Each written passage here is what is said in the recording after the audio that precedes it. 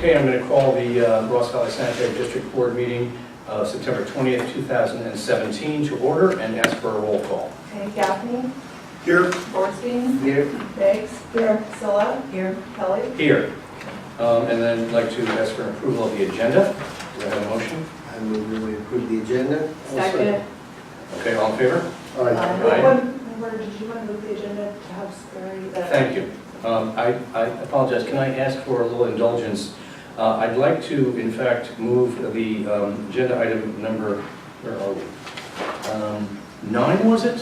Yes, Nine is number the 9 to number 7. In front of number 7, after number 6, after the Okay. reconvening. Because Because somebody's we have coming. Sperry coming, I thought it'd be convenient as a courtesy. I move that we do that. Can I have a second for that? Second. And all in favor of that? Aye. Aye. Thank you very much, I appreciate that. Open time for public to raise items not on the agenda or for future agenda items. Seeing none, I'm going to adjourn to closed session. Say the Pledge of Allegiance. I pledge allegiance to the flag of the United States of America and to the republic for which it stands, one nation, under God, indivisible, with liberty and justice for all. Okay, we had a closed session, and I'm reporting out on the second issue of the conference with legal counsel. The San Francisco Bay Area Regional Water Quality Board is issuing its 5-year license to CMSA, and for reasons they have, they wish to include Ross Valley Sanitary Board in that license. We have a 30-day window to write comments. We've directed our attorneys to write a comment and to inform the regional, the San Francisco Bay Area Regional Quality Board that we would appeal that decision should they move forward with it. So that's that.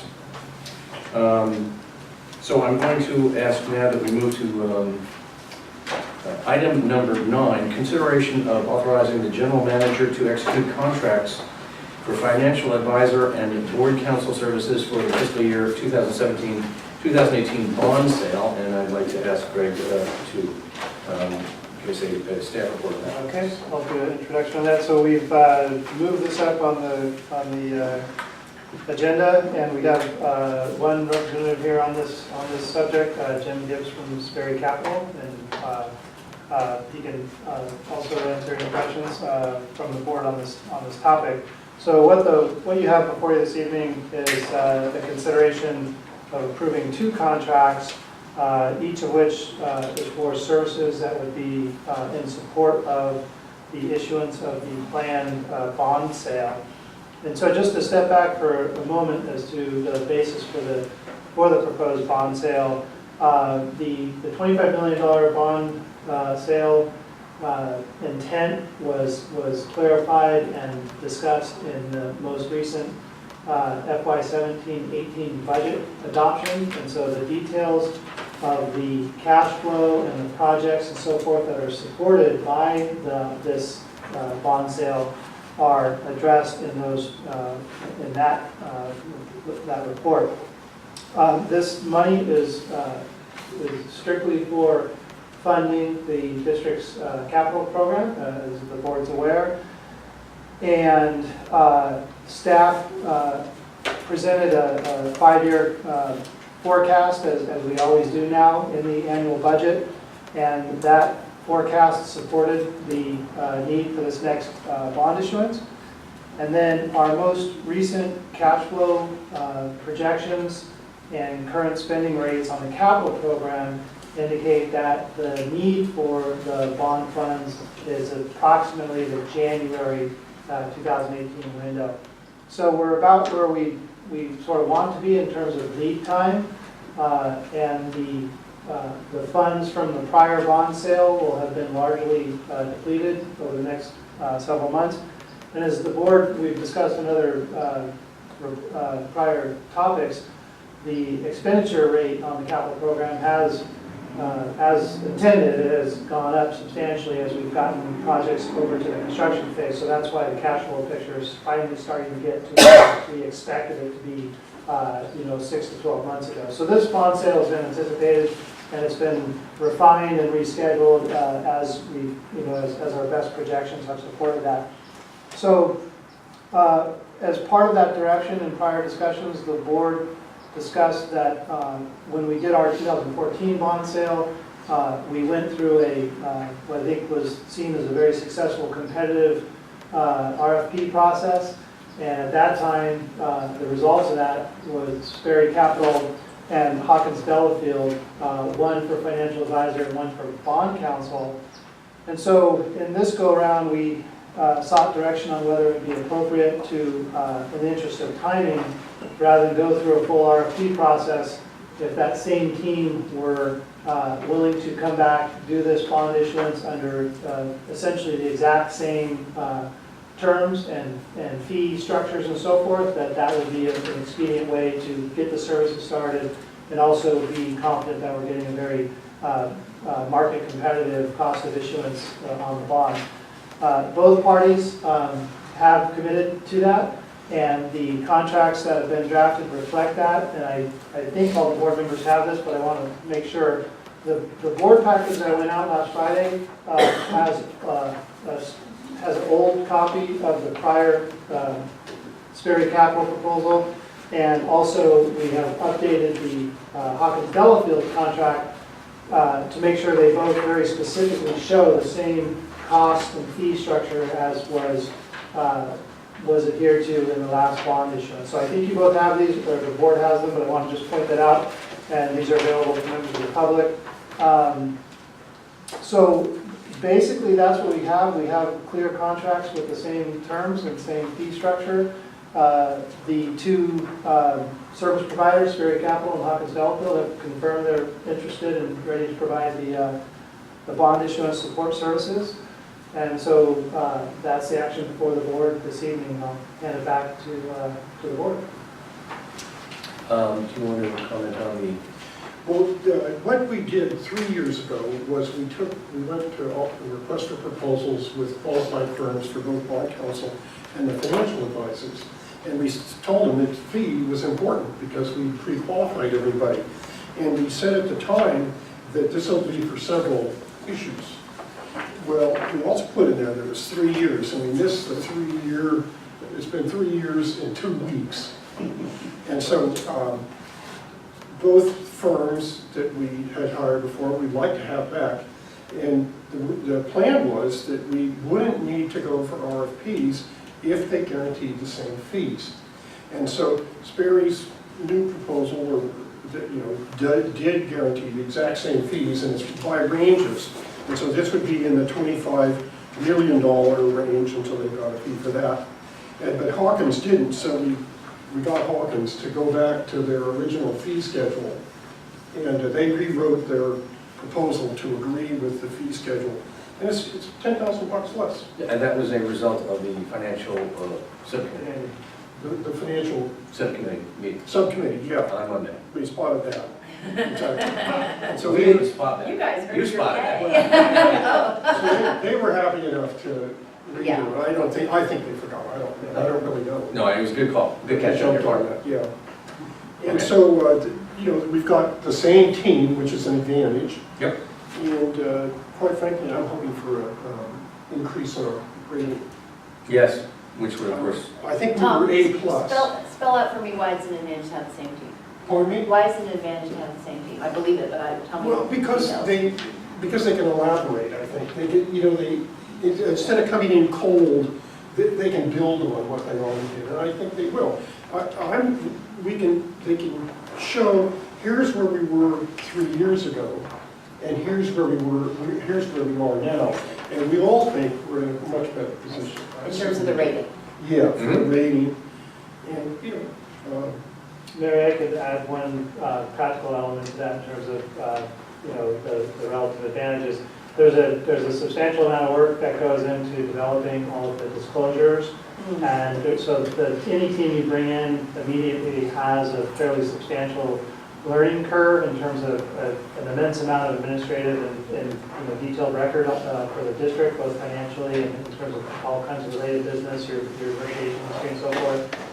And then similarly, from a financial advisor end, essentially when you're developing the roadshow and sort of the market pitch to the bond market, same thing, your ability to do that is, you know, in essence reflective of how much of that knowledge and understanding you've got. So anytime you bring in a new team, like a lot of topics, there is a substantial learning curve for each organization that you're working for. And in this case, that would be one advantage of the same team, is that this is still fresh for Hawkins, Fallowfield, and Prosperity, showing the update and the changes towards the stronger bond rating, like Tom has mentioned, is something that a team that already knows all the district history and details should be able to do more efficiently, put it that way. And the big beneficiary is staff, because staff, you gotta rely on staff to get you the information, and so they, It's more efficient. you know, they come that much further along. Right, Jim? And we're fun to work with. We have the principal, James Gibbs, here. Do you have anything you want to add?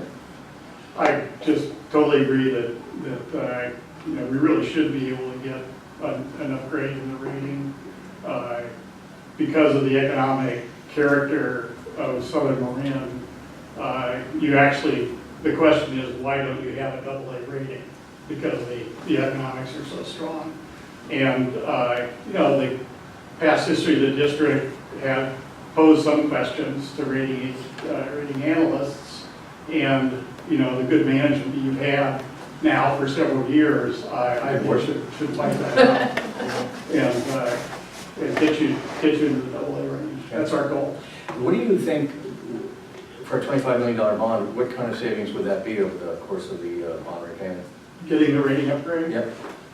Ballpark, I mean, you know. It's I know probably, because rates are so low, the differences are compressed. Okay, in rating. sure, right. So it could be more at a different time, but I think it's at least a quarter of a point,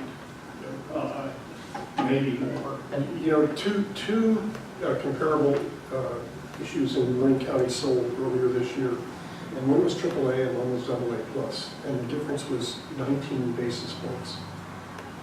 You know, so 20, if we, going from, but if we get out of the A into the AA, that's a big jump.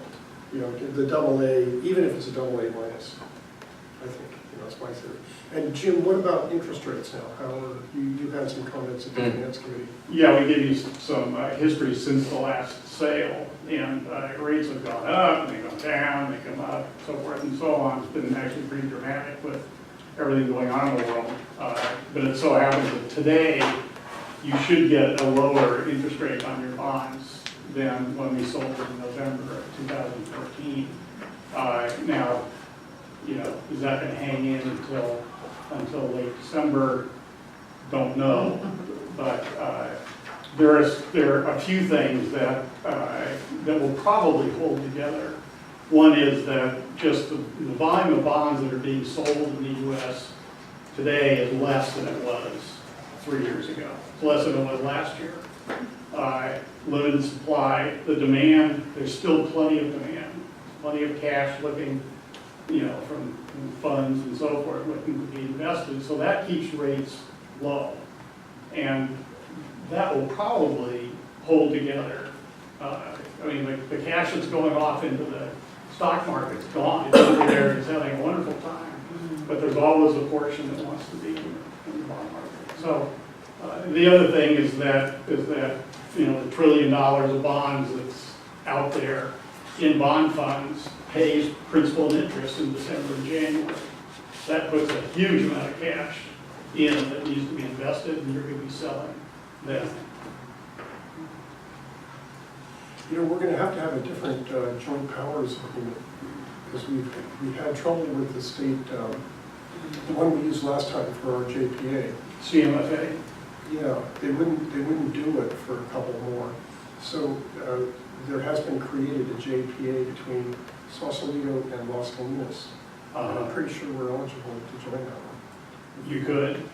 We're also, Sean knows about it because he set it up. yeah. But that's probably a good idea as an alternative, you know, for $10,000 CSCDA, you know, we'll do it and then be a quiet partner. Tom, can you We're doing explain one. why do we need to be part of JPA? I know nothing. A sanitary district can only sell revenue bonds after a 50% vote. But a joint powers agency does not have to have a vote. And so, in essence, the issuer would be a joint powers agency. That's what we did last time. And you can have a joint powers agency between. Oh, we had our, We had a JPA with the California Municipal Financing Authority. Finance Authority. So that is, so that the board periodically reconvened as the Ross Valley Financing Authority. And in that capacity, you were functioning within that two-party JPA, the other party being the California Municipal Finance Authority. And we've been getting, what we're getting word is right now that I don't quite understand the reasons, CMFA is not interested at the moment in taking We on. want to do what it can. Yeah, so there's a need, and we'll bring that back for another future action, but there's a need to establish a different mechanism for that. I mean, 50% Shouldn't be a of the problem. population, we literally, as a sanitary district, would not be able to do this without 50% less. Like a city can sell revenue bonds without a 50% vote. It's the Act, 41 Act. I see. But the city can contract with its redevelopment agency to form a joint powers agency, and that JPA would sell the bonds. It's a good word, Marin. Yeah, makes no sense. But Exactly. Doesn't make any sense at all. That's what we do. So, are you, I know you, in our finance committee, you were a pay-as-you-go kind of guy.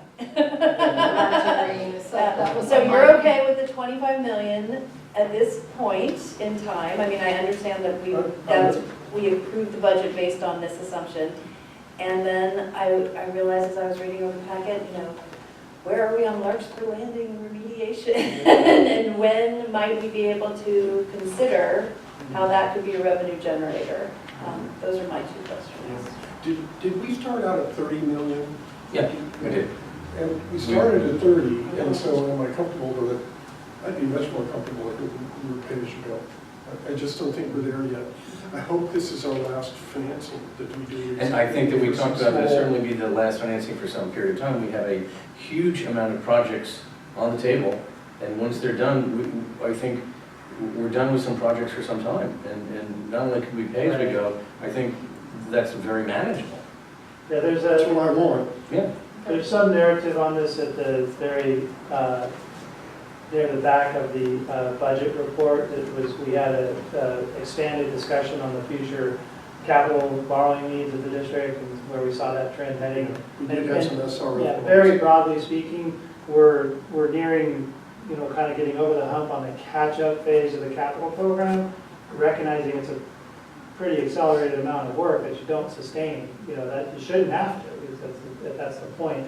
So as we get over that hump of the catch-up phase of the asset management plan, we begin to move more into the ongoing sustaining levels of the capital program. And this is what Catherine and myself and Felicia Newhouse and others spent a lot of time looking at in the run-up to this last budget cycle, which is we're getting far enough along in our current capital program that we can sort of start to see where the curve starts to bend back towards a more sustainable rate of spending that I don't want to give a date, but it starts to trend you towards the pay-as-you-go because you have revenues coming up through steady, reasonable rate adjustments, and you have expenditures coming down because you've caught up on your capital assets, and now you're not going into the old boom and bust cycle like agencies have done for a lot of years, where you back off entirely and don't do anything, and then find your house in bad order and have to catch up. We're trending for that line where we have a nice, steady, sustainable amount of capital reinvestment that is supported by the pay-as-you-go financing model. So that's sort of that next time horizon in our planning. Again, this is a lot of what's talked about in the back of the budget report. So we're a few years out from it, but we're trending in the right direction.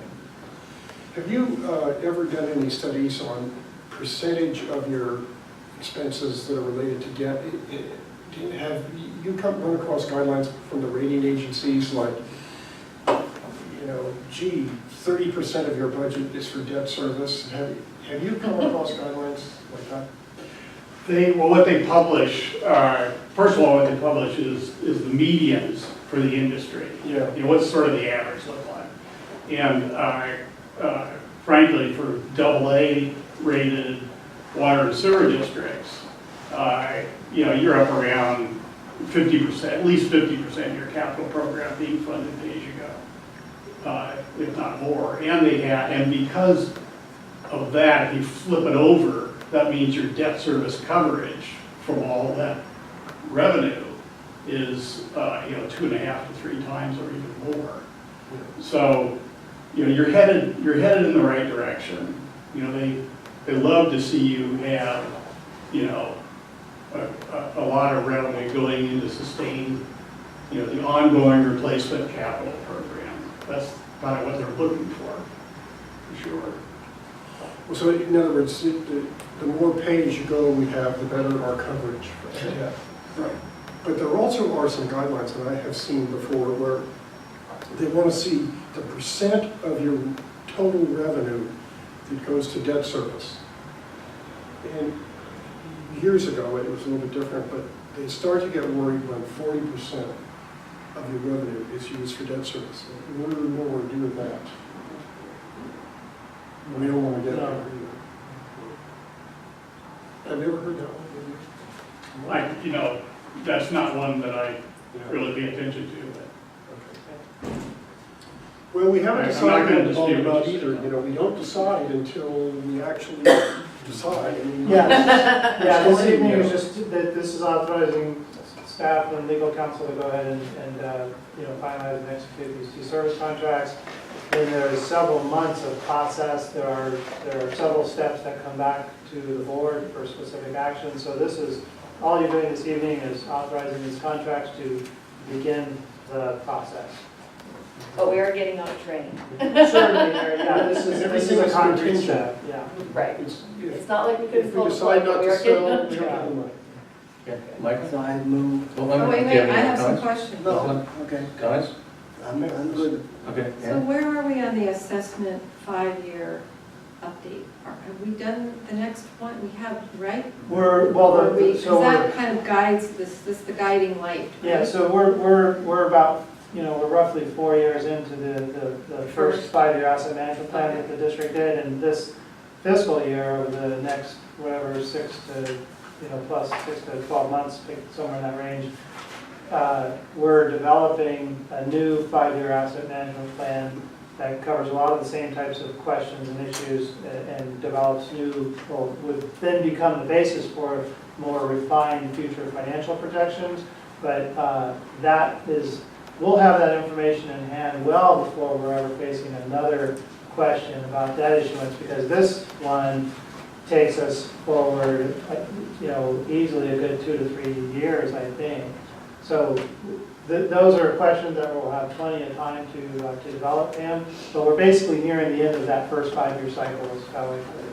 Okay, and so how many miles, we have 200 miles, right, total? Correct. And How 200. many miles are category the high priority left? I'm just curious. If Well, you the best roughly way to, know. yeah, I wish I had that I mean, I- graphic. The Catherine's best way to thinking, show oh, that is on. Catherine knows, you know. Well, here's how I would put it. There's a, 12. yeah, 12 miles left to Yeah. repair out of 200? On High high priority. priority. Oh, highest priority, okay. Yeah, but that doesn't mean that they all need full line work. Right. It could just be repairs. And so how much are we doing approximately a year? 6+ in terms of restoring. But they're all different repairs. prices, right? Yeah. Okay, so that's. They're all what is it? They're all at different levels and kinds and sizes and names, so it's not a good question. And, okay. Okay, so, what will our total bond money be? Because I kind of got lost. this And one, is this the third? no, this is the second. Okay. So when we developed the original 5-year Third, plan what's with the the third? asset management plan, we envisioned 2 bond issuances, one about at the beginning, which we did, Uh-huh. and one about halfway through, which is this one, but it's been pushed back a good year or more because the rate of expenditure on the capital program didn't get to where we expected it to be. So we're very much on target in terms of the dollar volume. In fact, we're probably, the last bond issuance was 32, call it 30 million. This is 25, so you're in the $55 million ballpark. Okay. If you look at the 5-year financials, when we did the rate study, which was tied to the asset management plan, we were anticipating, I think, more in the $60 to $65 million total bond issuance. And of course, that was a forecast. We were working Right. with very high-level information. So Right. as the events have unfolded and we've got actual projects on the street, final design, we have that picture much more clear. So it's right about $55 million total with this pending bond issuance. Okay, so We you also feel, had a $17 million bond issue. Say, I was going to ask you, It's did you talk about the third one? total of 72. total of 72. I'm Yeah, because there was a bond issue. Okay, before. but it's not 100, just a No. Yeah, So thanks. This when will be was the third bond issue? Hold on. Oh, go ahead. When was the third bond It issue? was like a 2013. We bond did Oh, that was a, a combo. we did a debt restructuring, Yeah. that in Refinance. 2013, a refi, where we retired some old bonds. With the new bonds, we paid off some debt and we used it to jumpstart the very early stages of the new capital program. So that was about 17. It was 17 and it's down like. Yeah. Okay.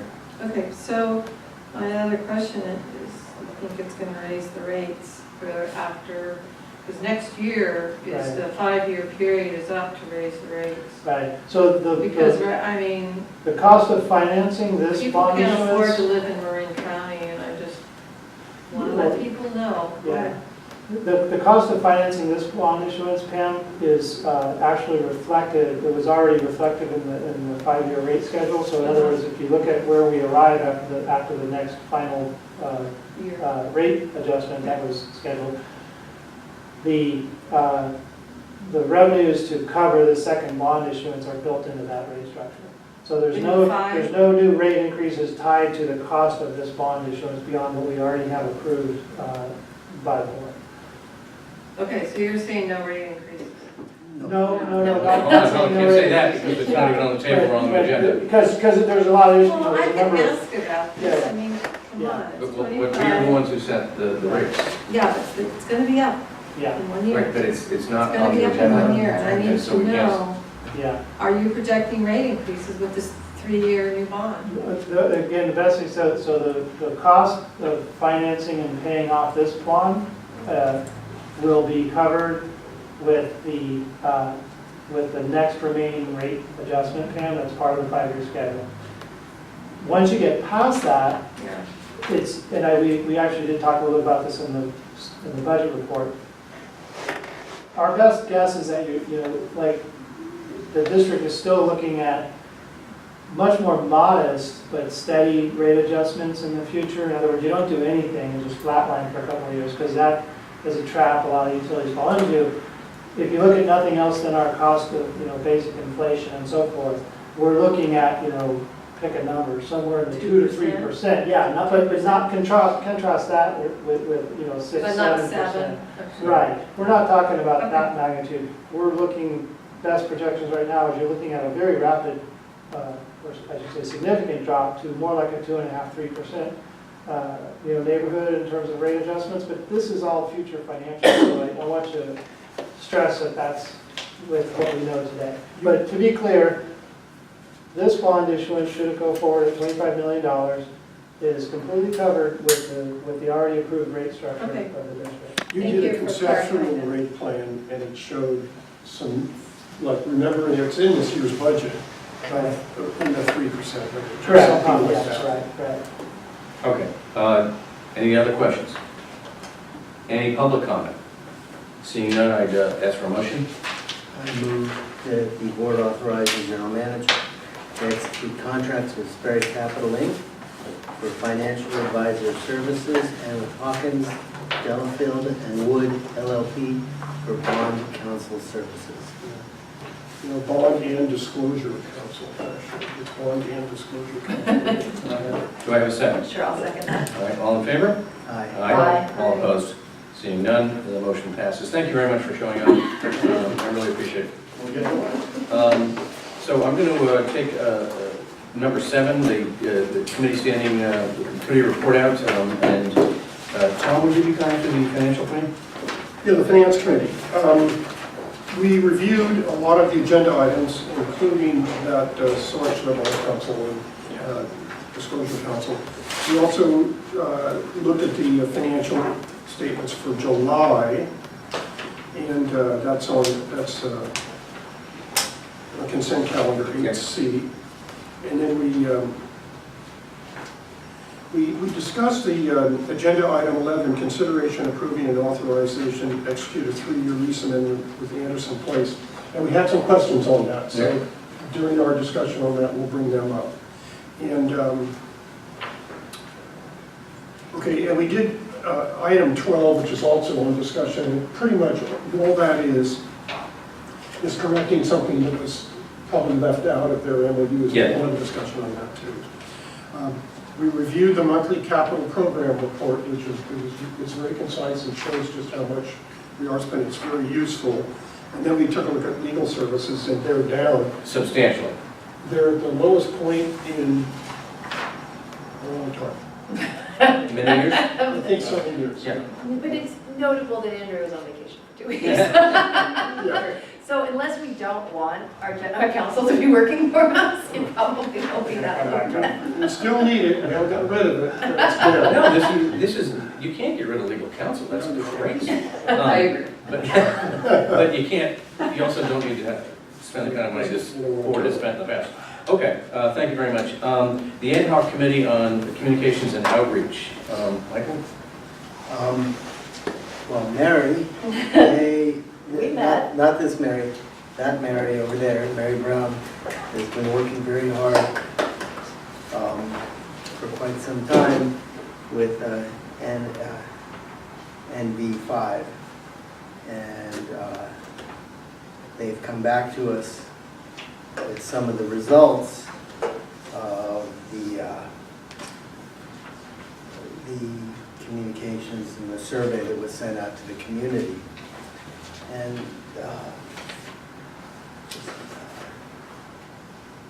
there's a lot of information here, but basically we sent out 17,059 surveys, and we received back 270 responses, which is 1.3% of the main database. And they say that that's an accurate representation of our community. I would love in the future to see our community be more interested in how we spend their money and the services we provide, but aside from the people who were concerned about that we pick up the trash too early in the morning, it was pretty strong that they like the service that we're providing. And to make it clear, we don't pick up the garbage. That's somebody else. That's Marin Sanitary, not Ross Valley Sanitary.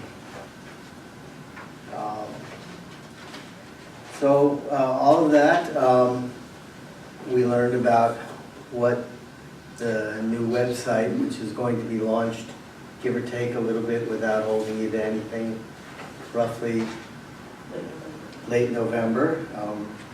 So we're all excited about that, and to see if we can generate some more interest in what the public perceives the agency as to doing, the district, not the agency. And this Sunday, we're going to be at the San Anselmo Fair, and we're going to have a 5-hour presence there with all of this and some of our staff. I don't know who exactly will be there.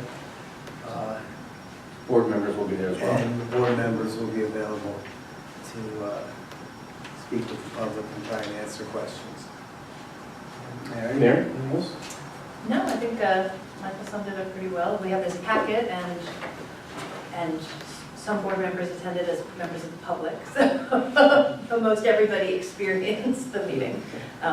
But yeah, I mean, I'm excited about the website, and I think MV5 is doing a great job. You know, and I think it would be, from going to the CASA meetings, it's extremely difficult. It's a difficult process to get the public interested in what it is exactly that we do. And there was actually a whole session, a 3-hour session on one of the mornings talking about how do you get the public interested. And like, for instance, on our last 218 rate change that we did, we have 8 people sent in, protest. It was a very, very, very low number. And so my question is that really valid, or people just really aren't interested and just assume go away? And so it'd be really interesting to see with our new web presence and going out to these fairs, whether people, and with the monthly newsletters that Greg is sending out to the entire community, whether we can generate a little bit more interest, and maybe through this process figure out a way to do that. And I'll talk about it in the CASA thing, but they were all saying we're not alone in this. And we'll talk about it. The one lady from Monterey basically kept on saying, whatever you do, put pictures of large trucks, pump stations, and sea otters. If you do that, people are interested. So, we've got river otters, by the way. So that's, So the third standing committee was the Central Marin Sanitation and Michael Tom. Yeah, Michael and I attended that. And one of the things we did was get the GM performance evaluation, organized, and it's pretty much like the way we do it now. And we kind of insisted that the vote be at an agendized item, which they hadn't been doing before. So we used a new evaluation form, kind of like this one, and we announced out of the closed session that we instructed staff to redraft the contract, and then we would approve it in open session at the next meeting. So that was a big change from what they were doing. They do a really good job. They have this green business report, and it's kind of like a metric, and they show, I kind of like us to take a look at it, how much aluminum they recycled, what energy they saved, they get a green certificate. I think we get that, don't we? Do we, a green review if they have them? But anyway, we have the bins. We're collecting all the stuff. Yeah. It'd be one small tiny piece to add it, take a visual look in there and add up all the different bins and update a little piece on the website that says we're trying. Here we are. They qualified it. I thought it was quite good. Yeah. Then Michael and I insisted on this renewable energy expansion program where we're going to sell power to PG&E. No, it's probably Marin Clean Energy. No. We get a better contract. That they go after a state revolving fund loan, and so they did. And we were looking at low interest loans, but they got a 75% grant. Wow. So they were spending about $650,000 or $60,000. 75% of it, so we have to pay it back, and that leaves 650 million. 600 and something thousand. 670,000. Yeah. It was a $500,000 grant. Yeah. I call it. And You they got, have to pay the grant back, that wouldn't be a grant. No, no, 500,000. see, we applied for a loan, but it turns out that 75% of it is forgiven, so it's a grant, Yeah. and the rest is a loan. The loan amount is Turned out it was a $170,000. $500,000 I'll probably grant. pay that cash, but that was a great program. I didn't realize there was a grant program for that. Then we got them to take a look at the Ross Valley Sanitary District potential of moving our operating personnel to their site. And that's just starting. In other words, they have negotiations with Greg and see if we can work out the details of moving What operational personnel? our staff Larks in the land. to the We have central property on Kerner. You're talking about people who work. No, we're talking about the people that are on Larkspur land. Our trucks and Okay. the operations. And this relates at some point in the future to agenda item Yeah. I don't think we're talking about our training. No, we're talking about eventually the property on Anderson Drive. At some point, Yeah, talk about, it may. you know, okay. Yeah, it could. I mean, You know. that's involved with it. But anyway, we're just starting, taking a look at the possibility of it. One advantage would be that our trucks could load up with the recycled water for their first go-around each morning, because they're right there, just load up. Okay. Those are the key things. And the possibility of that whenever we do anything in the future to dispose of that property, regardless of whatever that may look like, whatever, any possibility forward, it's less complicated If if there's we're nothing not there. there. Okay. All right, I'm going to move on to the consent calendar and ask if there's any public comment on any of the consent calendar items. Seeing none, does anybody want to pull any item? I'm going to. Anybody else? I'm going to pull E, and I'm going to recuse myself on E. Do I have a motion to approve the rest of the consent? Are you looking to buy a vehicle? I have stock in a vehicle company, Oh. and I feel it's just better to not get involved in that. So I'm going to I thought you leave the were room. gonna come buy one. Do I have a motion to approve the rest of the consent calendar except for E? I move we approve the consent calendar except for E, if that's okay. Do you have a second? I'll second. All in favor? All right. Aye. Okay, I'm leaving. Does he have to E. leave the room? No, you don't have to leave, just. I do believe I have to leave. Okay, well then. If I it's guess truly an it economic is conflict of interest, he needs to leave the secretary. room and not discuss it. Give me a wave, I'll come back in. Basically, these are, I believe I'm the secretary. And- Oh, I believe I'm the second. Okay. Who's Mary- secretary? Yeah, Oh, you're right, Tom says I'm secretary. I'm the secretary. That's what I thought. Okay, this is involving the purchase of 4 utility vehicles. And I did have a question on this myself, but this is through the state program where they take bids, It right? is, Tom, this is part of the pool purchase, I call it. But yeah, it's the state of California program where they take all the requests from the various subdivisions. So these have been bid out, and these are the lowest cost. Correct. Now, why do we need pickup trucks for, in other words, do we need pickup trucks for these? I mean, couldn't we get vehicles? Yeah, so we've done a pretty exhaustive kind of revamp of our fleet management, or we're still in the middle of it, but the progress we've done so far has shown we've got a number of older assets we're hardly even using anymore. Those are getting moved out. But to answer your question, and these vehicles are each for basically needs that have developed. The Ford Escape for line maintenance is really a step down. It's going to be an even smaller vehicle than what we used to use for hauling around some of the newer, smaller camera equipment. So I guess to answer your question, there is a need that has been identified for each one of these. In for example, another case, the line maintenance supervisor. Well, let me slow down. Each one of these has their own explanation. Okay, but in other words, you reviewed it and you think you need a pickup truck, not a sedan or something like that? Correct. The ones that are going out for the line maintenance condition assessment, each one of those those are supervisor trucks, and each one of them carries equipment and so forth that they'll utilize. Yeah, and I did want to point out we are trying to not automatically get any particular type of vehicle like we need a big pickup truck because that's what we've always had. So Steve and Catherine and their crews have been asked to really look at that hard and say, okay, why do you need that? And so like the Ford Escape was a result of that. In the past, we probably would have gotten a larger vehicle just because it's good to have a big vehicle.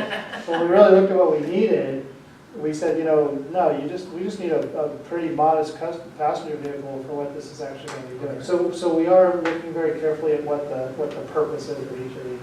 17 years on a Ford Explorer. It's probably, and Scary. it currently does not function properly. It's probably a good idea to replace that. All right. Any other questions? No, I There's a motion. I move agenda 8E. Second.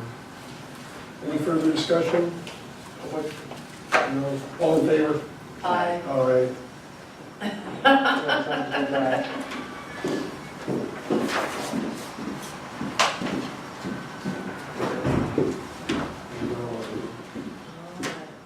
That seemed like a long discussion for me. I gotta tell you. That nobody, you wanted to I did pull, that- nobody else even wanted to pull it. I did that at town council in San Selmo and looked at the recording later to find Tom McInerney, and he said, why don't we just leave him out there for the rest of the meeting? Well, I thought about that. All right, let's move on to agenda item number 10, considering approving a contract change order number 5 for fiscal year 2015-16, gravity sewer improvement project with Ranger Pipelines Incorporated in the amount of $290,854. Okay. So I'll do a quick introduction on this, and then Catherine Hayden is here to address any questions. So this is actually relatively straightforward. What the situation here is when we were developing and getting ready to put out on the street the FY 15-16 gravity sewer project, which is under construction right now. It's been under construction for a number of months. When that decision was made, late in that, we purposely took out some areas in the in San Anselmo, is it Fairfax, Catherine? And in Fairfax, because their respective public works people were still working out some details on some major paving projects that would influence that work. So we took that work out of 15-16 and set it aside, and it ended up in the scope of the next year's project, the 16-17. Okay, 16-17 has gone forward. The first big package has actually, the board just recently approved the construction contract on Yes. FY 16-17, thank you. So then quite right shortly after that, the city's finally, we got clarity on the scope of the paving work, and we realized that that work needed to actually get done very quickly. The work that we had set aside now needed to get done very quickly. So what this is, to get that done ahead of the paving. So what this is doing is taking that work we took out of 15-16 and essentially putting it back into the FY 15-16 contract with very minimal dollar changes. Most of the bid unit prices have been adhered to. There's some allowance for the mobilization costs for the new work locations. But basically, again, I know it's a little complicated. We took the work out of 15-16 because of the paving project, set it aside. Once they got the clarity on the timing and scope of those, we realized we wanted to keep it there and accelerate it so it could get done. We could get our underground work done ahead of the paving. And that's what this change order is doing, is bringing it back into the 15-16. Does that sound about right, Catherine?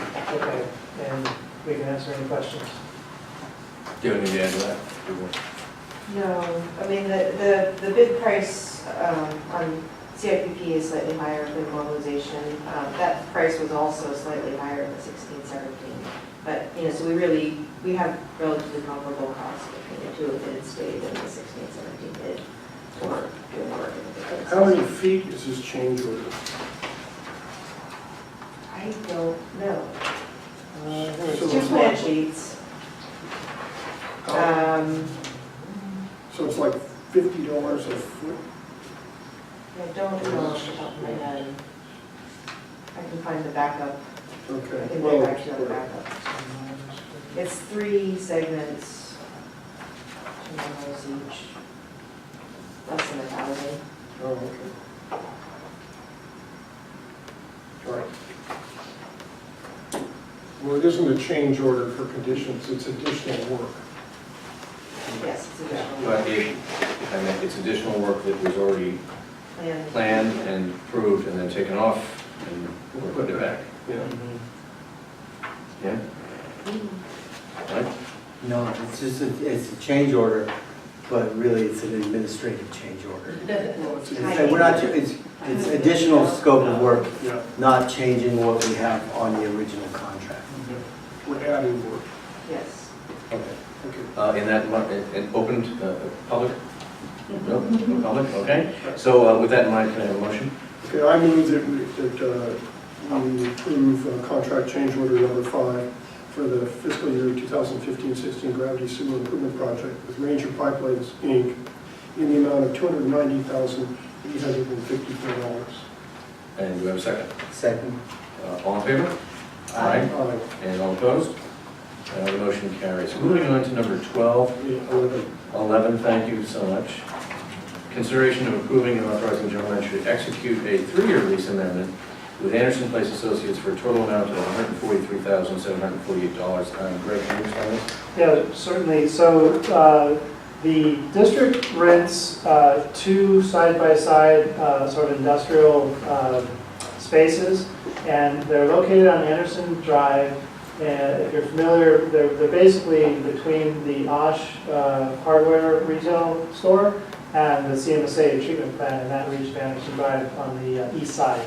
And we've had those 2 units. We originally began leasing them in 2009.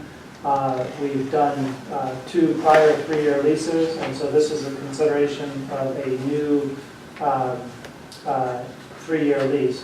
What those 2 units are used for is storage of all of our spare pump parts and equipment, repair, some of the light repair machinery, welding equipment, things like that. And then the other half is largely used for specialty material storage and tools and so forth related to the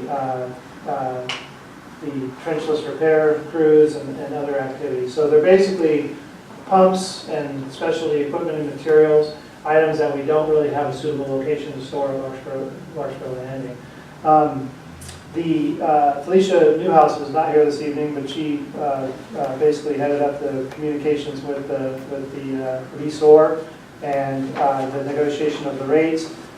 We did do a survey of comparable facilities around the central and southern Marin area, and we do think that the lease rate that's being offered, it does go up from the prior lease, but relative to market trends and current rates, we think it's still a very competitive lease rate.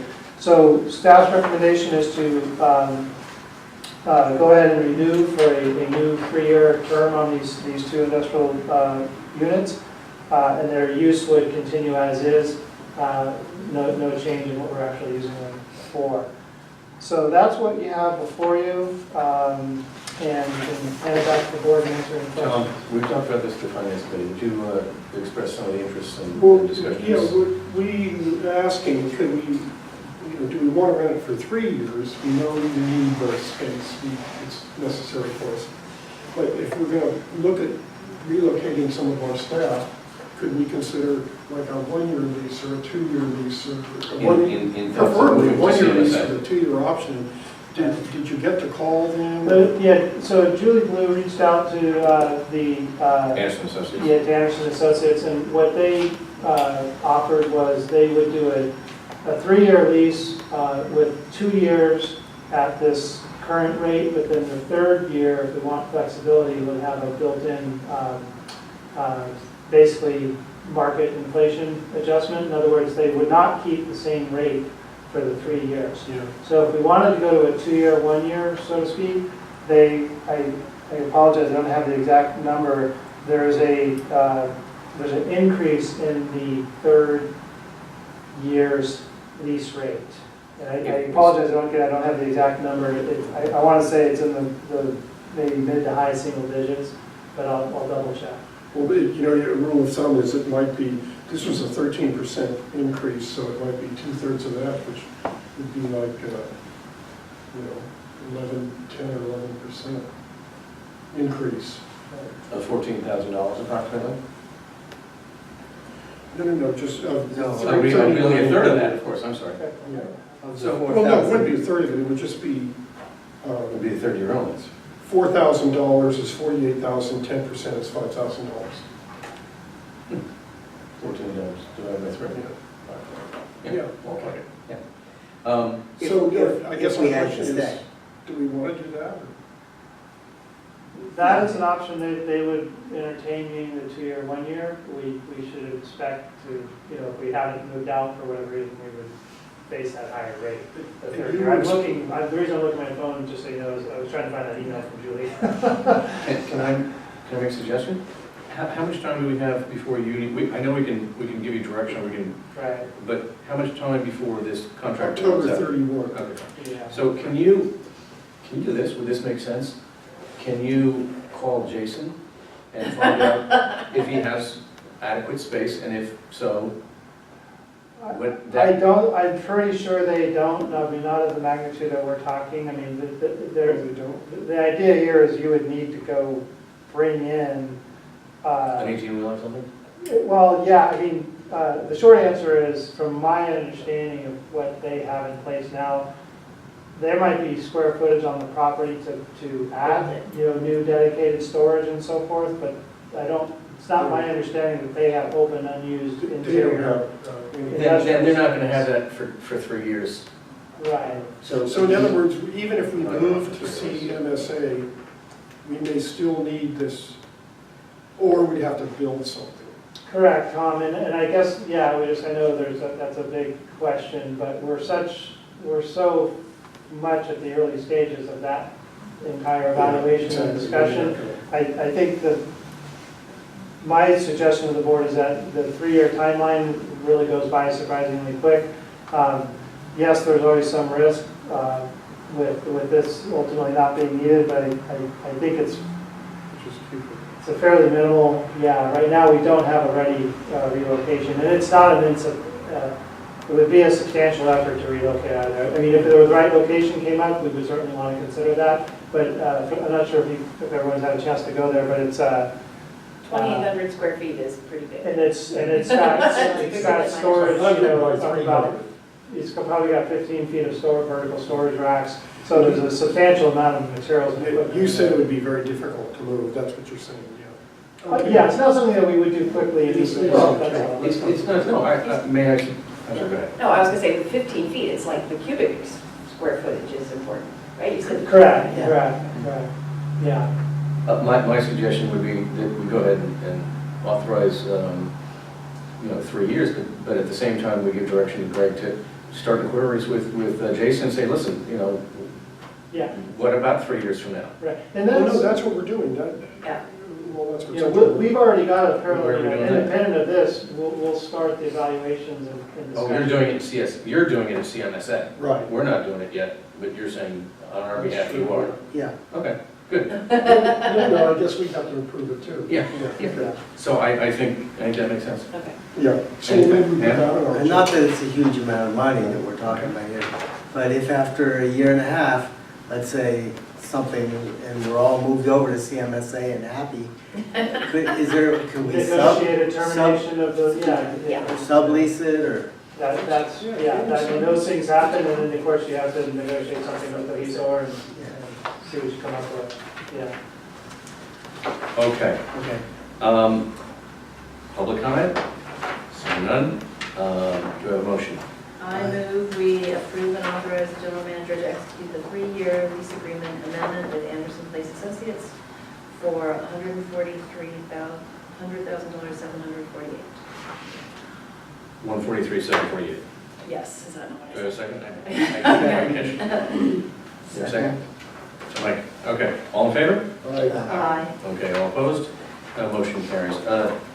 Agenda item 12, consideration of approving cost of living adjustments for department manager employment contracts. And Greg. Okay, so this is an item that is, I guess, sort of an unfinished business from the reorganization that we didn't catch at the time. And it only came to our attention in the run-up to the start of the new fiscal year, as we started, the finance staff were going through the administrative process of adjusting for COLAs and so forth. And the question was raised of what, to me as general manager, what is the direction regarding COLAs for the newly created manager positions. We talked about it internally. We brought the issue to legal counsel and Liz Stollard at Downey Brand to kind of get people's sense. And we concluded that it really wasn't clear that the general manager had that authority. And it was appropriate to bring this back to the board and get clarity as to how we want to proceed on this. And the basic issue is that when we, as part of the reorganization, the old manager, department manager positions, or their equivalent, those were eliminated.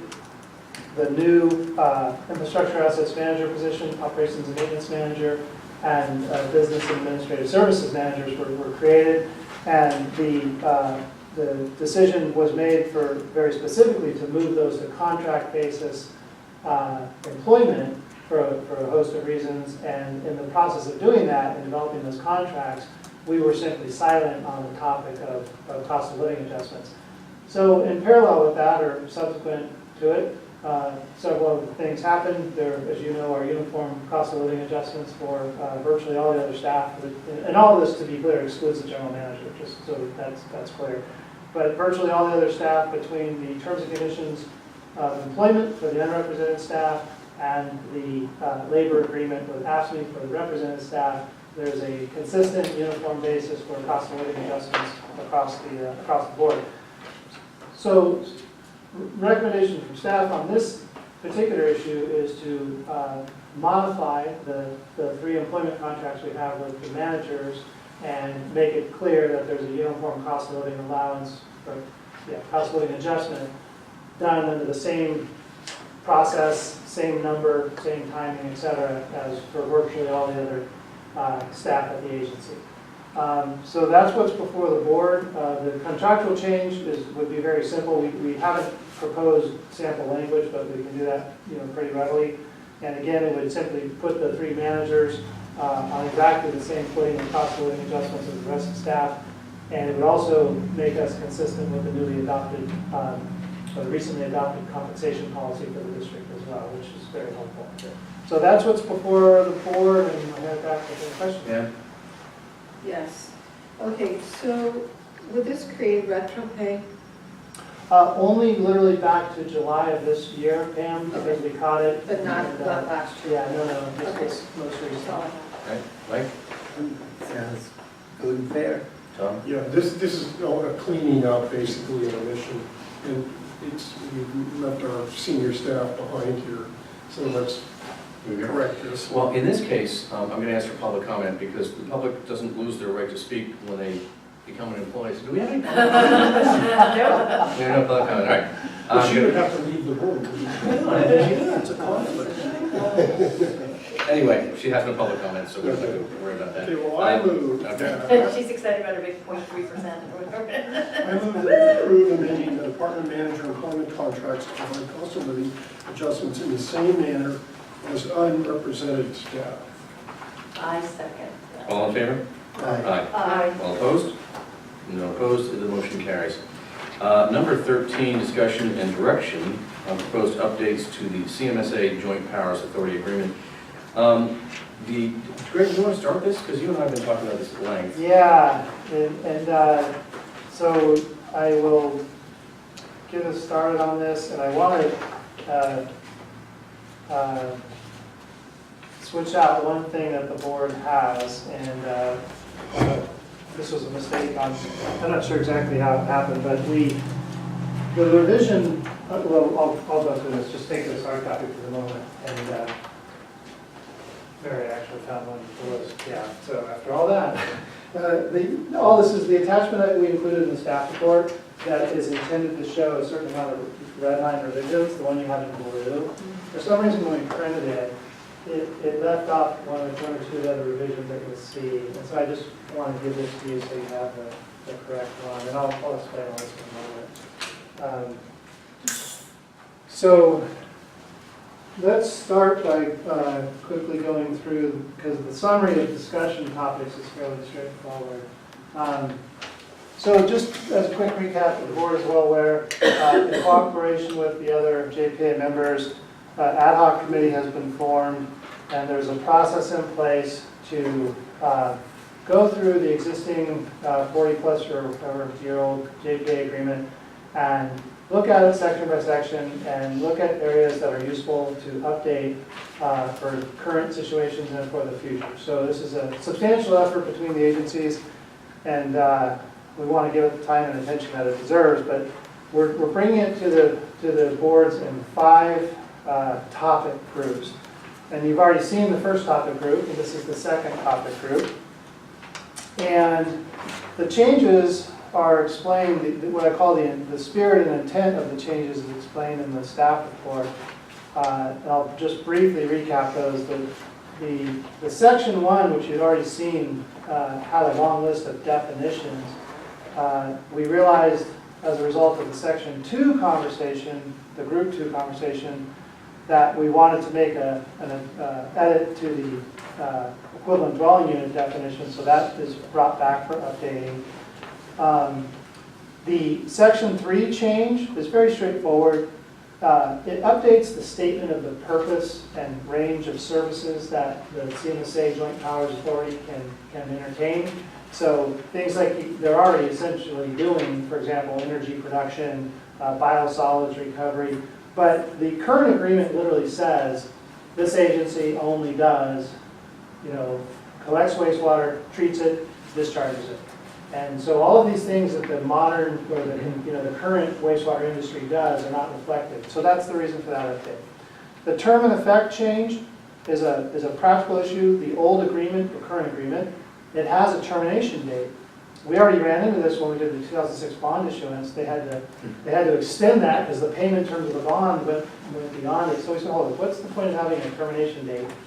And so this eliminates the termination date, but retains, of course, the authority of the member agencies under Section 22. If you all decide you want to terminate it, you can, but no one saw value in having a fixed termination date to a joint powers authority of this nature. So that's what that does. And if I may, we changed the word to the members with a plural may elect to terminate it, meaning the Yes. members all need. I do agree. So you have to have the agreement of the members to terminate. Yeah, So it was important that it didn't say a member may elect to terminate, a member may not elect to terminate it. correct. And then the Section 13 bonds, again, the current agreement is very narrow. It literally only addresses standard revenue bonds. And there are a number of fairly standard financing mechanisms that this wouldn't address. So things like an SRF loan, a state infrastructure bank loan, et cetera. So it's been modified to reflect that there are a number of different debt instruments that could be used these days, and also specifies that. Sorry, Tom, you gotta do. At the moment, I'm just looking from the staff. report. Here, there's an extra. Did you not get one? Okay. We'll go to the specifics. I just wanted to give you the highlights. And similar to what we did in the 2006 bond issuance, anytime it simply says, anytime there's a new significant debt issuance, there's a payment agreement developed between the parties to cover the cost of it.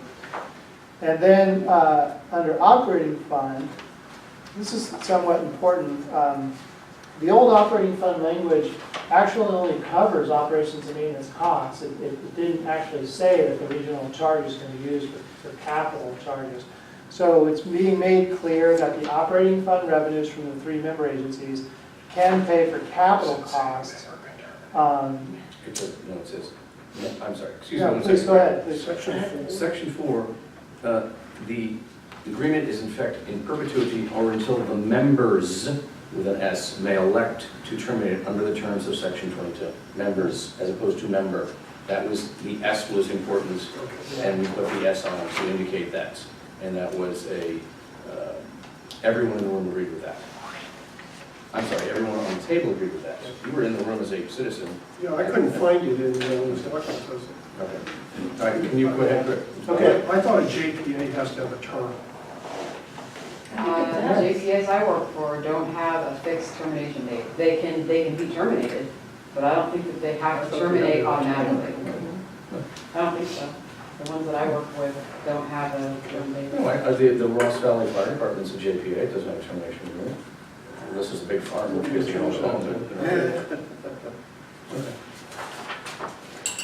were at operating fund, Greg?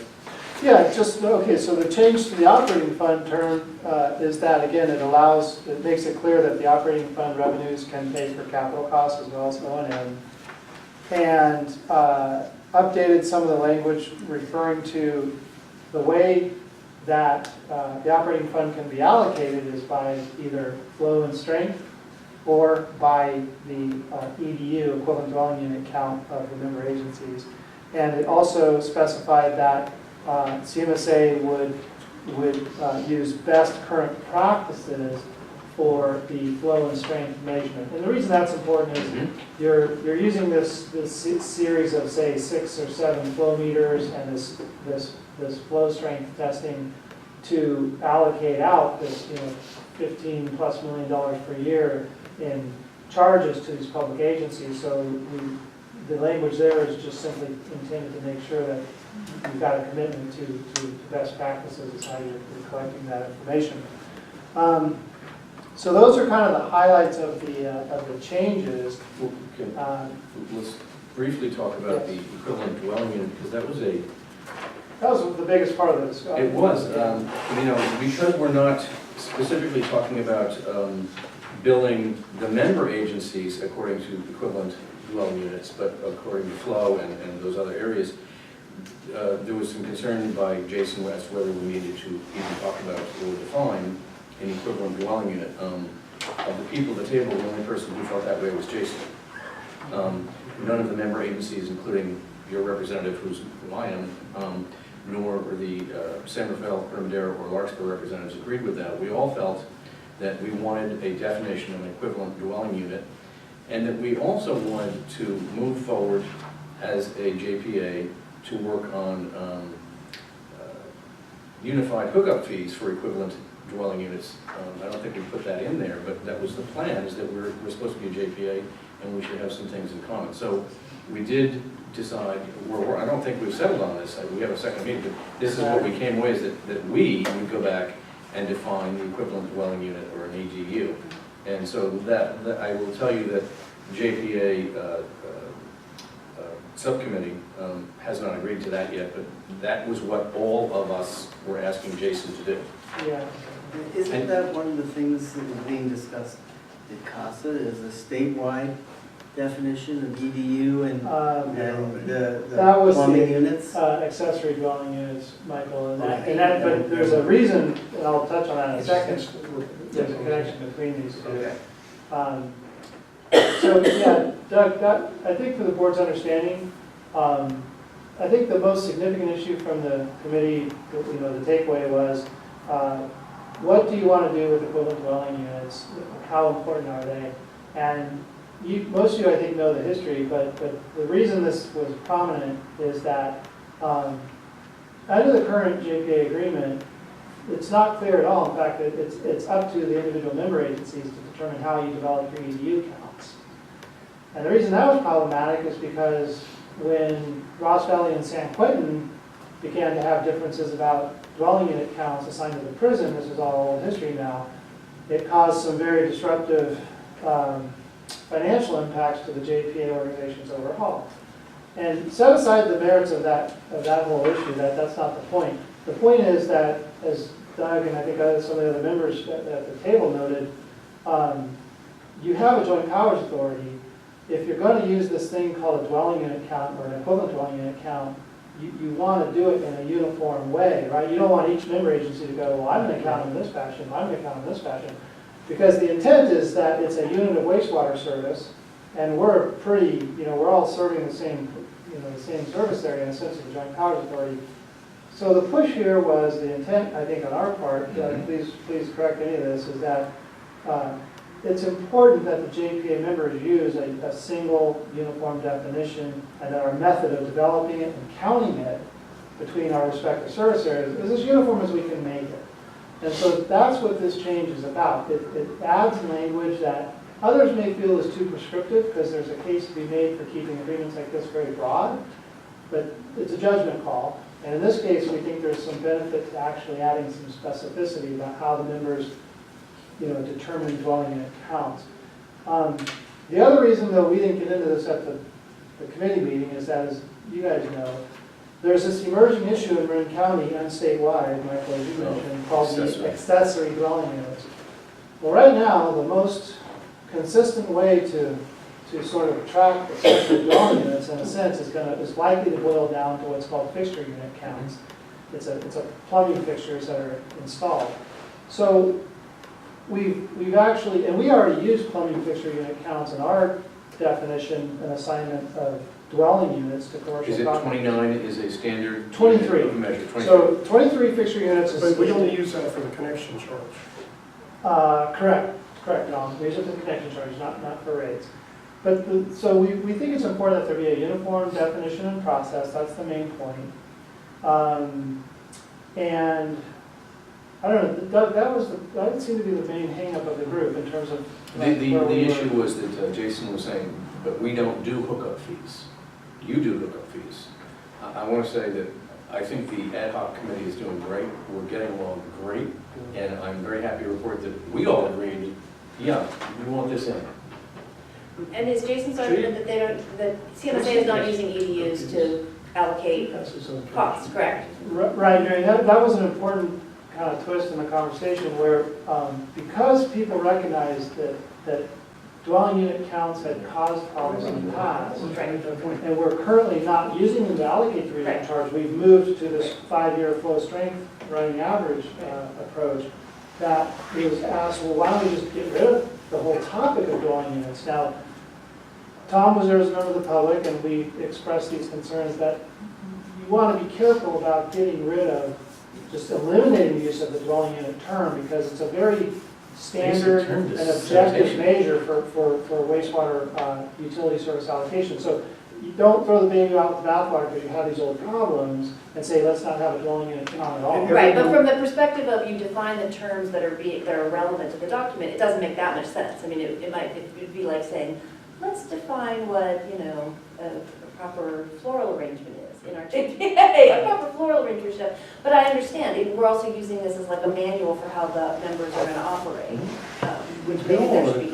What's that? We bill based on EDUs. We So do? what- Yes. No. For the. No. We bill hookup fees based on EDUs. Okay? Yeah. But did and We CMSA, bill our service charges based on EDUs, one residential. right, but CMSA doesn't bill us based on our They EDU. do for the bonds.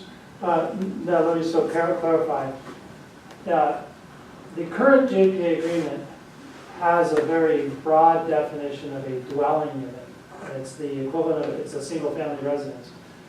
When the 2006 bond issuance was done, it was, the cost allocation of the payback was originally done based on dwelling unit counts. And it stayed that way until just a year or so back when we updated it. And we basically locked in the allocation because we recognized that, again, the problem is if we don't have consistent definition and counting of dwelling units, the bond payments, we all said, we want them to be smooth and steady for the member agencies. So currently, dwelling unit counts are not used for regional charge allocation. Regional charge allocation is done through flow and strength by agreement. It used to be done by ADU counts until the problems came up. So that's why at the moment, technically speaking, the parties don't use dwelling unit counts, but that's strictly because of, it doesn't mean that they don't have a place at the table in the future. Right. We may definitely want to use them for different cost applications. Right, like, is there any place else in the document, I mean, if it's defined, and then it doesn't show up again? I don't believe it does show up again. Okay. Yeah. So- You're right. But that's not to say, because with all due respect, we do things regarding EDUs as sanitation agencies. We don't do much, although maybe we should, with floral arrangements. And so it's important, I I'm just think. saying it's yeah. not directly relevant to this document, not to say it's Tom- not a great idea to have Tom a made a- common definition. And Tom made a very important point that I wanted, I almost forgot to write for before this. Every one of the 3 member agencies, San Rafael, Ross Valley, and SB2, we live and breathe Yeah. dwelling unit counts because that is how we get revenues from the ratepayers to us. We bill on dwelling unit counts from the county. Now, the fact that CMSA in our sort of Doesn't wholesale bill us. arrangement at the moment doesn't use ADUs, we ultimately have to connect the cost structure of the JPA, the treatment plant. It ultimately has to flow through to the cost structures we use to recover revenues from our customers. Yeah. So, in other words, the dwelling unit count topic may not be so important if you have a very narrow scope of concern, which is just the treatment plant and its payments from the three member agencies. But our three member agency finances and rate structures and so forth and cost recovery from the community are explicitly based on dwelling unit counts. So to have one just divorced from the other in terms of, it doesn't make any sense. I don't know if all the other committee members understood the importance of the dwelling unit count, Tom, and that's why I think we have some. I certainly, I think they did. I think they did. Excellent. Yeah, I don't know. Because they're all billing. Yeah, no, I think everybody, with all respect, I love Jason, he was the only one who didn't create. And so he has direction. Yeah.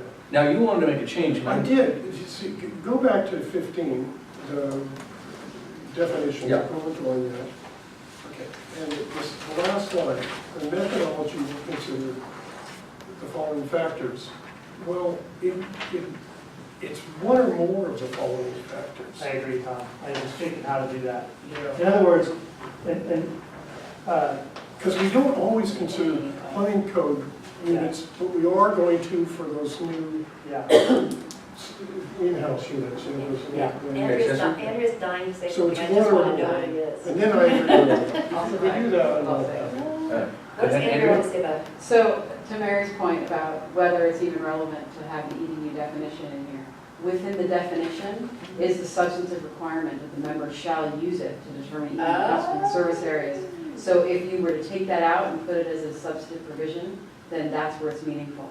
You're kind of hiding that within the definition, which is a little bit of a kind of not perfect legal drafting. I see. Okay. But, so you might want to take that out and actually have it as something the JPA members all agree to, Right. just that sentence. And then Can you run through that? What you said? is used, Members shall use. the members shall use the It's not common a definition and methodology to It- determine it. Now members have to use it. So this is more than just a definition. Yes, thank you. Yeah. I mean, I did think that if somebody tried to mess with the definition, this could be used as evidence that they should, but I didn't have. Well, that's what I was wondering too, does this bind them in any way? Well, yeah, it does right inside the definition.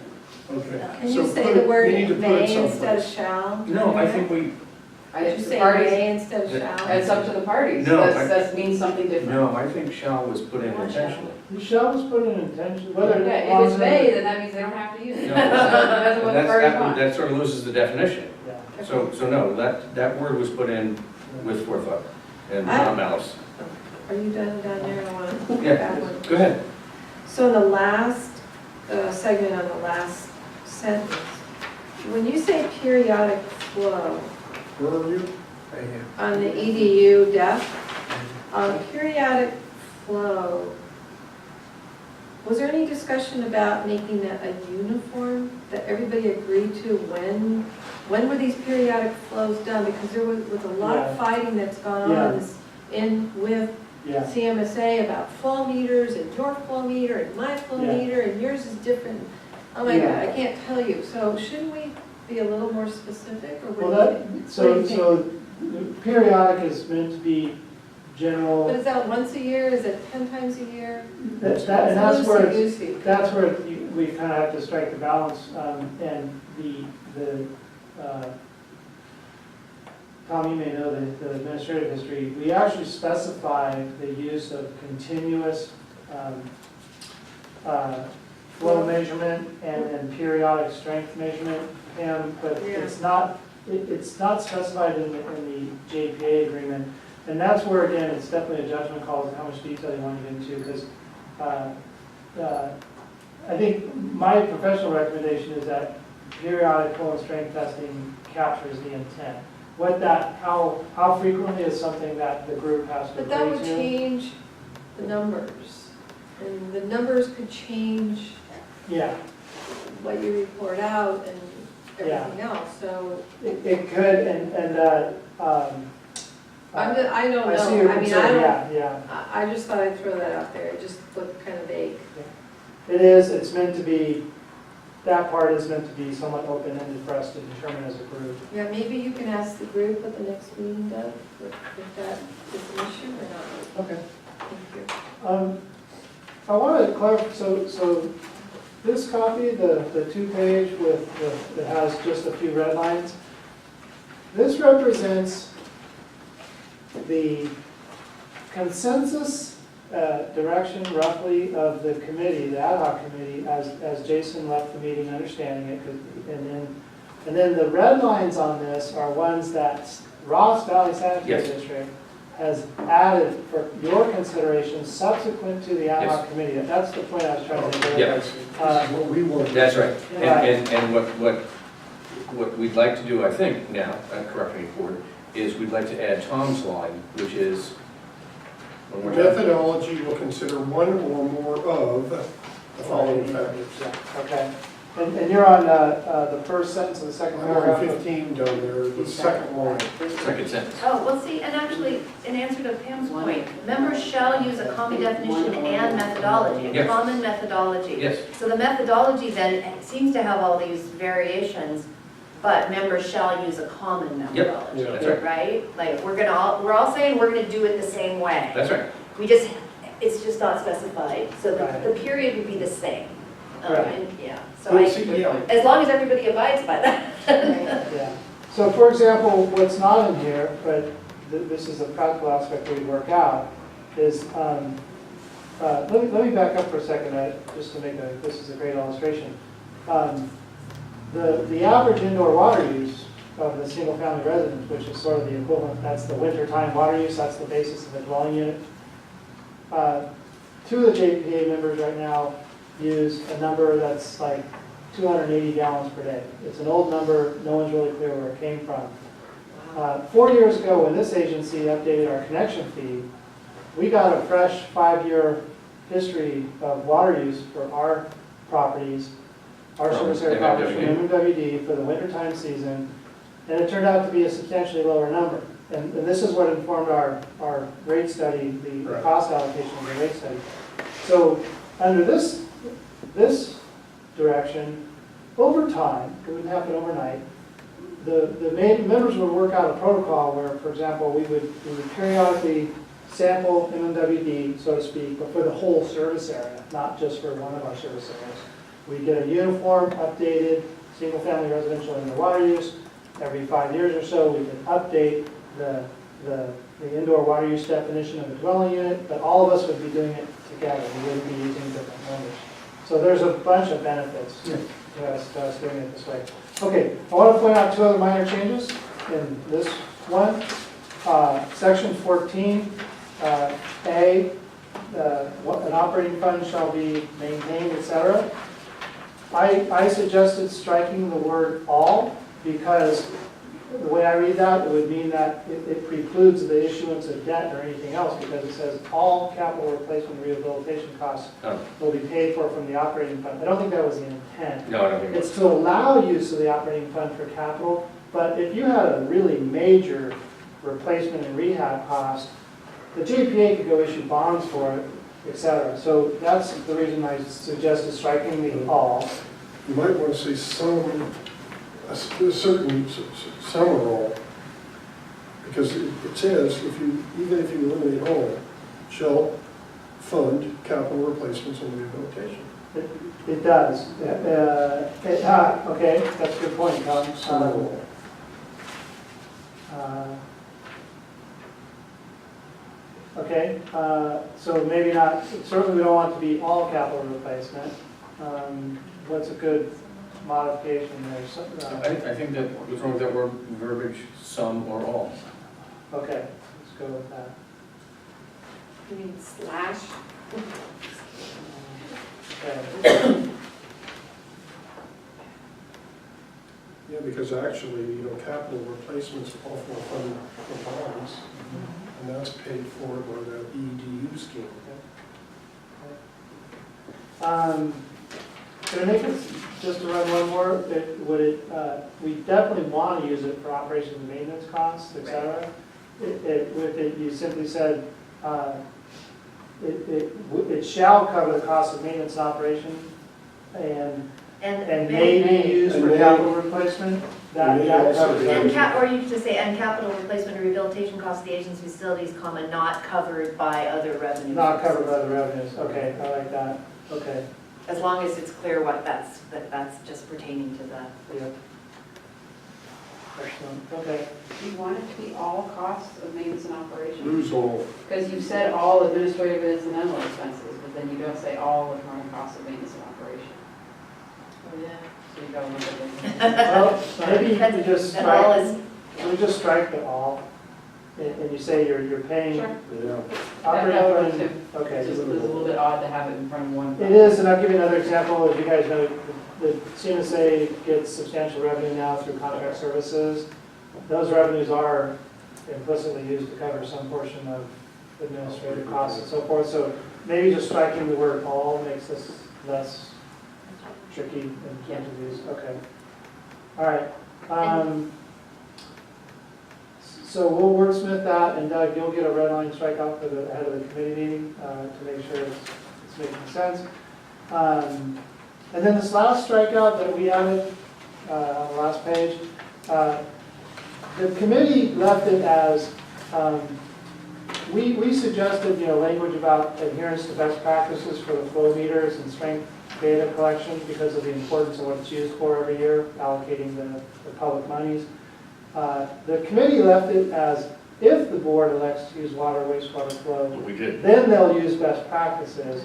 And in hindsight after the meeting, we sort of felt that was kind of awkward language. It sort of implied that in some May or may not. circumstances you wouldn't use best practices. Best practice. So we said, just strike that and just have it say CMSA will utilize current best practices for flow and strength data to ensure it's accurate. So that's what that's about.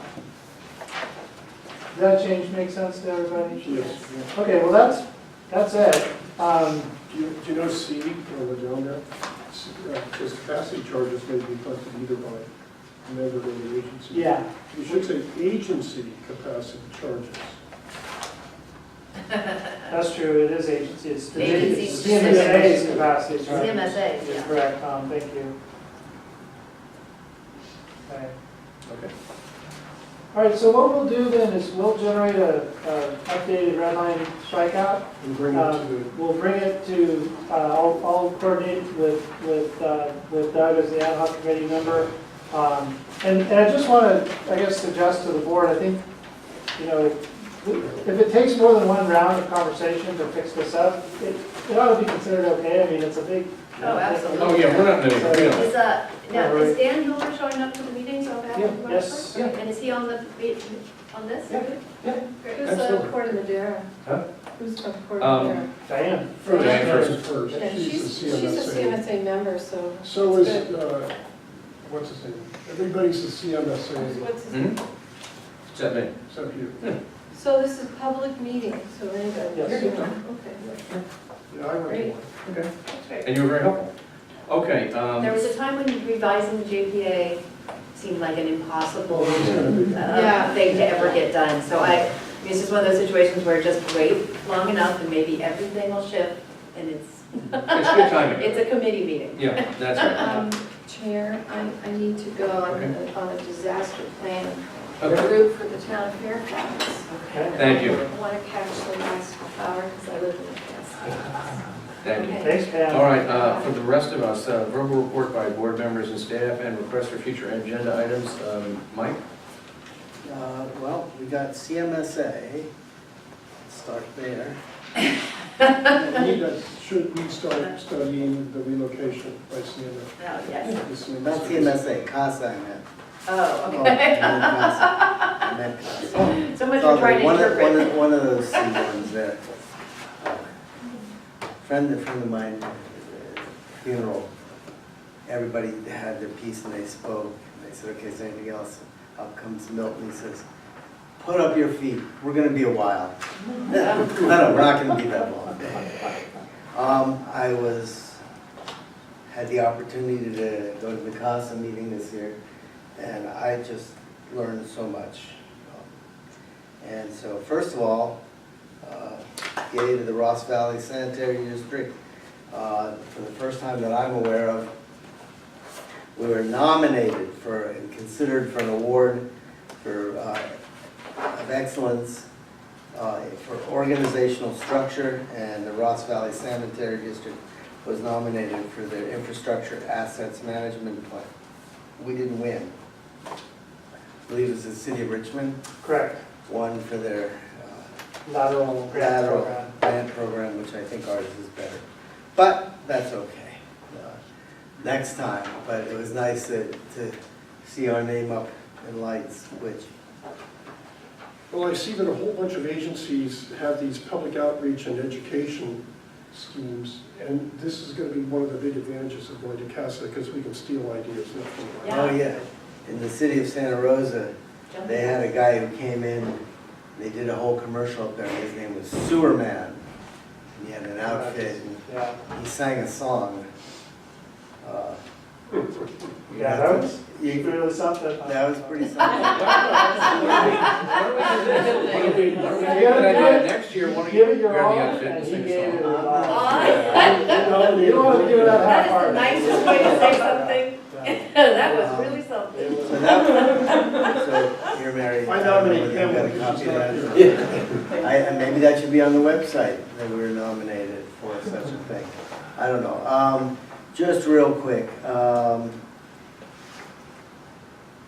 there was a big talk about the ADUs, which is the About the what? Accessory dwelling units. the accessory dwelling units. Now, Oh, yeah. we had a person come here to one of our board meetings one time and said, you know, we have this idea that, you know, we used to have a 6-bedroom house and 8 children, and they're all in the world and doctors and lawyers, and now we have a house that's empty and we're on a fixed income, but you want to charge us 20 grand for a connection fee to make our downstairs into an auxiliary dwelling unit.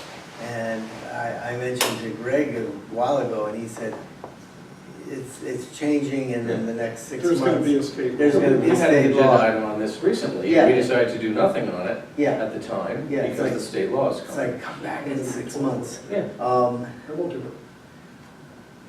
But there's different ways that they figure this stuff out. Like if you have a dwelling unit that you build that's outside of the footprint of your house, that's different than if you take a few rooms and convert it.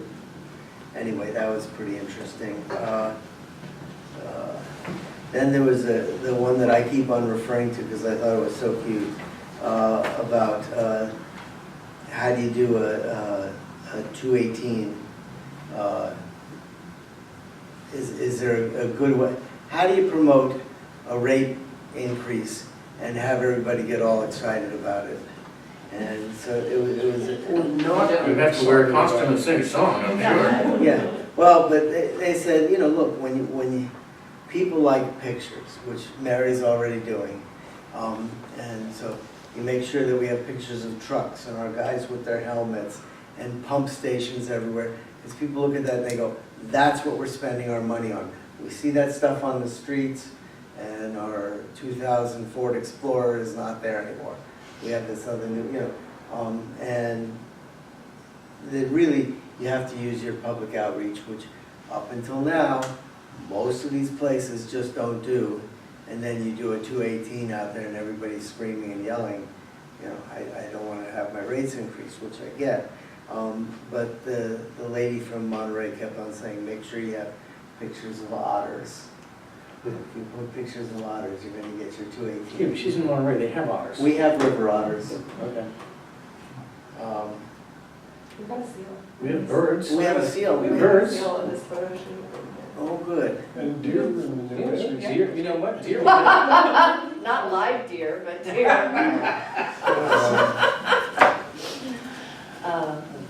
Anyway, I don't want to keep too many, but it was very nice. And to hear that the things that we're doing seem really in line with what everybody else is doing. North Bay Watershed, real quick.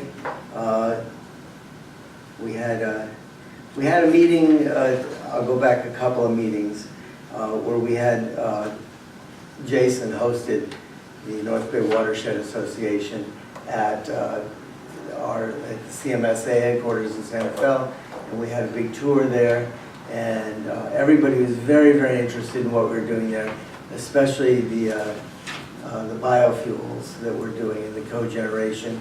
And he spoke a lot about, you know, selling it back to the grid, which we've got everything in place now. That next March, CMSA will actually be selling back to the grid, and we'll be using financial resources to cover some of the costs over there, which may help not to increase ours so much. What was also very exciting, because we had our first official water truck fill up at the fill station there, and that was nice. And then at the last North Bay watershed, we had a guy named Rob Carson, who's from the Marin County sewer water district people. And it's very interesting that we're going to be having new stormwater permits from the state water board for the sewer, the stormwater. Stormwater. And we're going to be required to catch everything that's greater than 5 millimeters from going into the storm drains, which means dead animals, just paper and trash, everything that's bigger than a cigarette butt, basically. They want to capture and keep it out. That's going to be impossible. Well, there's two ways, yeah. There's probably a situation, much like blending, where normally you can. And in fact, they've now proven that the street cleaners that they have in Santa Fe, who are running around and cleaning the streets all over the place, the homeless people program, is really helping to keep stuff out of the stormwater. And so there's all sorts of different programs that are successful. The one that's used the most is they put a big net on the end of the pipe before it gets, let into a stream or a bay, and then and some most costly to go around and maintain. But there's other ones that you can put further up the line, that the water all goes through it, that captures it and pushes it off into the side. But they're saying that it's not free. And so we can all expect for it to cost $8 basically per person per year in these areas to implement these stormwater capabilities. They have no way to charge for that, unfortunately. Well, There's no service charge at all. It's a 2/3 vote to implement a charge for stormwater. but they're General fund, saying listen. that they're going to require these solutions to be in place. Maybe we should vote on it. Yeah, if it's Yeah. initiative, it's only 50% now. Pardon me? If it's a voter initiative, it's only 50% now after the recent California Supreme Court case. But it's Oh, it's interesting. 50 now? That was If a it's a voter huge issue, Oh, and an that's, initiative, oh, yeah, okay, yes. It's interesting, they've got a tremendous amount of people and resources mapping where the trash is. And they can monitor where the trash is, where it's coming from, where it's going. And they had all sorts of pictures with pink and purple and different things coming from different places. So they're working very, very hard to implement this. And ultimately, there's no way from keeping people taking their oil and putting it down. Bad stuff is still going to get through, but they can catch the solids. Okay. Mary? Nothing. Tom? All right, I have two subjects I'd like to have considered by the board for future agenda items. The first one relates to what Michael was just talking about. We have a representative on the North Bay Watershed Committee, but I think we have two. And I think we need some clarity on that. Greg, what's the regulation on that? We have how many votes? Ross, I guess from our perspective, Ross Valley, we don't, we don't have any guidance on it. I think our understanding from the North Bay Watershed is that each member agency is allowed one voting representative on the board. Okay. So that is something to try, we would need to clarify in the Okay, future. so can we put that on the agenda? Absolutely, sure. Sure. Didn't we make a decision about this? We have to. Okay. We assigned two when you guys did your new I see. fiscal year officers. We made a mistake when we did that. Okay. So- And that's, and board members get paid as a meeting if they go. I'll be honest with you, I guess we talked, yes, so we need to clarify. So let's put it on the agenda. That was brought up in that was, that was not the issue. The issue is we can't send 2 people to be there officially.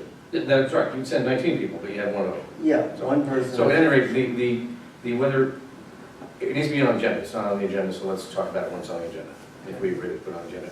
The second thing I'd like to have the board consider putting on the agenda is moving the Lost Valley Sanitary board meetings back to current.